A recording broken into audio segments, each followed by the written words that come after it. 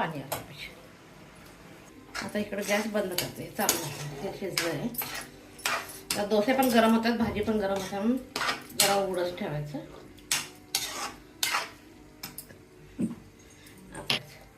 आपल्या चवीनुसार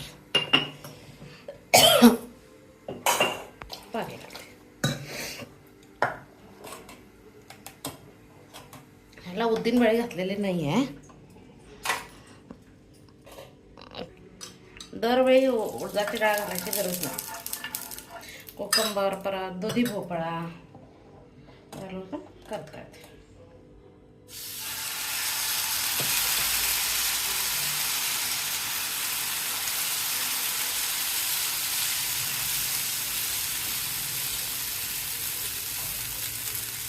एक 2 मिनिटं जाऊ दे. कोकंबर डोसा खाण्यासाठी तयार आहे. माझी रेसिपी आवडत असेल तर लाईक, शेअर आणि सबस्क्राईब करा. माझ्या चॅनलला सबस्क्राईब करा. कोकंबर